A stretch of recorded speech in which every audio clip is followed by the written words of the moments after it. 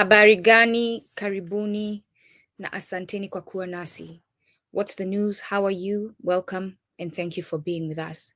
The name is Nduku. I am the host on Kumbukeni, and this is our Methali ya Siku, Proverb of the Day, Siku ya Asa, Siku ya Saba, otherwise known as Saba, the seventh day. So these are KiUbuntu Proverbs, otherwise known as Kiswahili. KiUbuntu is the way we are calling this language of our unity today, because it is the language of the people of Ubuntu, therefore KiUbuntu.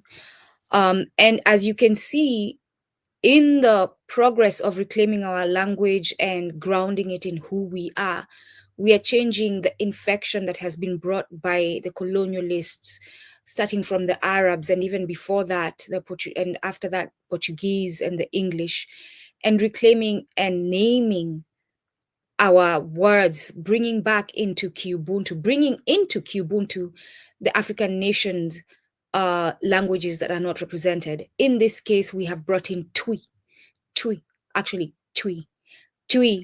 Asa is 7 in Twi.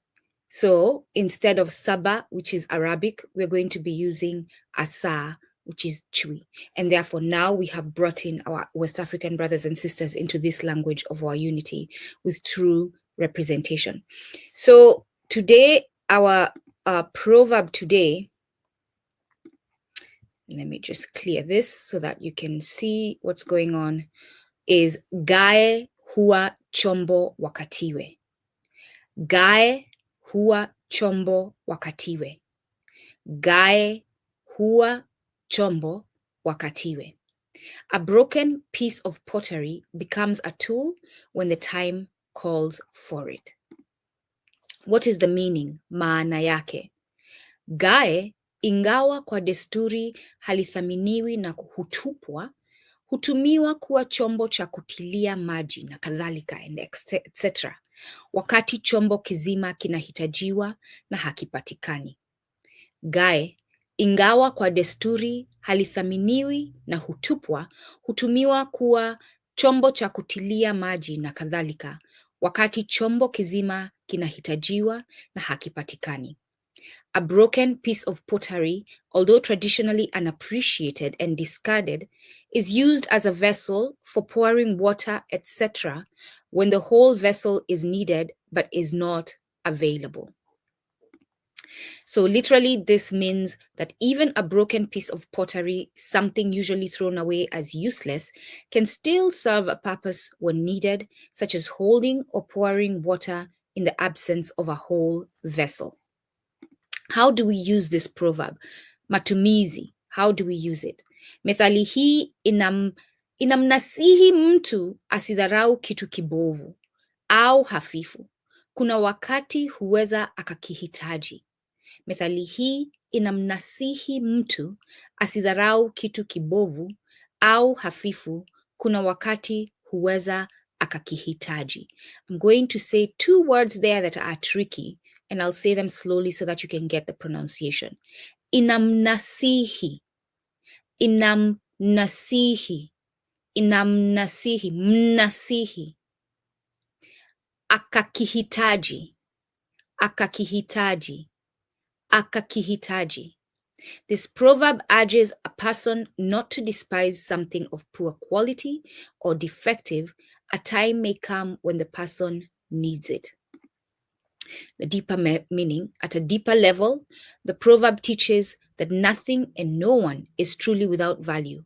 What seems broken, weak, or unimportant can prove useful in the right moment. It called for humility, patience, and recognition of hidden worth. It also challenges us not to despise or underestimate people, ideas, or tools simply because they appear small, weak, or damaged. In times of need, those same things can reveal their worth. And I've said this so many times in a different way. I've said before that I get frustrated when I'm in rooms and spaces online where people come in talking about these entrepreneurs, talking about these, especially because I'm usually in rooms where WanaUbuntu Black people are there, right? Those are the spaces I tend to be in. just because of my new mindset, my decolonized mind. My decolonized mind will not allow me to be in spaces with those who have oppressed us, especially if I know they are completely aligned with a system that continues to oppress us. Even with our people who are aligned with the system, my decolonized mind does not have the capacity to tolerate such spaces. Anyway, besides the point. So in the spaces where our people are coming and telling you because they are capitalist, I will help you create value in yourself. I'll help you create your worth. You need to learn how to create your worth. I'll help you build your worth. That is the lie of a white man who thinks you're inferior, right? And therefore, if you're inferior, you can be helped to become something. You can be civilized to become something. But if you know you're worthy from the get, you're worthy from the time you're thought of, from the time your parents come together and you are conceived, you're worthy before even you're conceived, because we are a cyclical community. Through spirits and ancestors, you are worthy. Just by being a member of that community, you will understand that each and every member of our community has a role to play, has a skill to use, can serve community. And this proverb here is reminding that of us. Even the ones who seem like they're not quite there, there's something that they can do to contribute to community. How does this apply to colonial legacy and identity?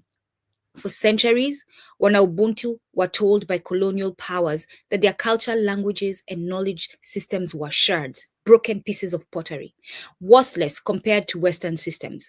But today, those very traditions, our languages, KiUbuntu included, farming methods, medicinal knowledge, and spiritual practices are proving to be the most valuable tools for survival, health, and dignity. What was despised is becoming essential again. And what's worse is now the Mzungu has taken it, what was ours, and is making loads of money from it because now it's expensive and they're calling it theirs. I've given this example when it comes to building with cob. Africans were building with dirt before the white man even thought of it. Think about it. If they're in the Ice Age, if that's when they become white, right? Because they leave the continent, the motherland, and they go into the colder regions, and there's an ice age, and they turn into white people. This is truly the science. It's an ice age. Where's the dirt? There's snow everywhere. You're not building with dirt. We have been building while this is going on with dirt, with cob. So yeah, this is what we're talking about. The herbal medicine, all these herbs, herbal tea. We've been doing this for years before they even thought about it.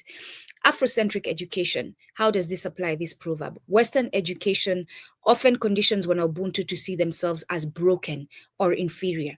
Yet this proverb reminds us that even those considered weak or left behind by the system have unique knowledge and skills that can serve the community. An Afrocentric education system ensures no child is discarded as useless. No child walks away feeling useless. Everyone has value, and the right time will reveal their role. Grassroots power, how does this apply? Excuse me. I got so passionate. I get so passionate, I'm choking on my own words. The proverb also speaks to the power of ordinary WanaUbuntu. Excuse me. Too often, strength is measured only by governments, elites, or institutions. But when crisis comes, it is the shards, the broken pieces of pottery, the poor, the farmers, the youth, the women, preserving culture, who become the true tools of survival and continuity. Liberation does not come from the mighty, but from the seemingly small and forgotten. Nsi ya Ubuntu's natural wealth. How does this proverb apply?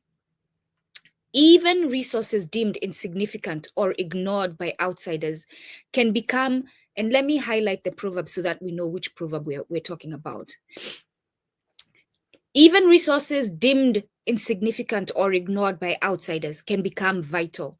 Indigenous crops, local herbs, or overlooked minerals can suddenly prove critical to sustaining life. This proverb reminds WanaUbuntu not to despise what is ours, for its value may not yet have been revealed. its value may have been known, and now the Mzungu has lied to us. Kenyans, this should relate to you right now when you're being told apparently that your bitter greens are weeds and that you should walk away from them. So the proverb is a guide to never dismiss or despise WanaUbuntu who seem weak, broken, or unimportant. Their time of usefulness will come. I will take that lesson as well. Value the cultural, spiritual, and natural resources of Nsi ya Ubuntu, even those seen as shards, broken pieces of pottery by Western standards. In fact, we should not be using Western standards to do anything that relates to us. Recognize that liberation and renewal will not come from the centers of power, but from the ordinary, the discarded, and the underestimated among us. The centers of power, after all, want to hold up the status quo. In short, Gae Hua Chombo Wakatiwe teaches WanaUbuntu that even what is despised, broken, or overlooked has value and purpose when the time calls for it. For Nsi ya Ubuntu, this means valuing our people, our traditions, and our land. No matter how useless outsiders may label them, in times of need, these very shards, broken pieces of pottery, will be the tools of our survival, strength, and liberation. So I wish you all well. It's been great sitting with you for this week, going through Methali ya Siku, Methali za Siku, since we have 7 of them now. And for those of you who want to continue these lessons, again, join us on Patreon at patreon.com/Kumbukeni. Asanteni, Kila, heri. Peace. Uhuru.